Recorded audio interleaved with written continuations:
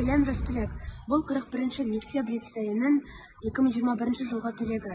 Қазір мен Асфендияров атындағы Қазақ ұлттық медицина университетінің 1-ші курс студентімін. Енді бұл сендердің өмірлеріңіздегі алғашқы сынақтарыңыздың бастамасы. Бұл сендердің өмірлеріңізді шешпейді. Алайда ендінің болашақта маңызы зор. Өйткені сендер диплом алып, білікті маман атанып, мемлекет алдыңызда азаматтық борышыңызды өтейсіз. Ендіға дайындықты мен қыркүйек айынан бастадым. Мейлі ол оқу орталығы болсын, я сендер мектеп ішілік, я үйде дайындалсаңыз, ең бастысы оқылған материалды қайталап тұрыңыз. Өйткені повторение, мать учения. Білмеген нәрсеңізді қысылмаңыз, ұстазыңыздан сұраңыз. Мен өзім биохимия бағытын оқығасын, үнемі Назерке бұрынғы қызым Венера апайға үнемі білмейтін нәрсені сұрап, олармен ақылдасатын едім.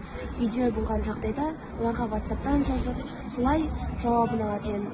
Бір пәнге отырып қалмаңдар, таразы басын тең ұстаңдар. Егерде әлсіз жақтарың болса, белгілі бір пәнде, керісінше сол пәнге күш салыңдар. Және сендер оқуларына қаншалықты күш салсаңдар, еңбектеріңіздің жемісін соншалықты көресіңдер.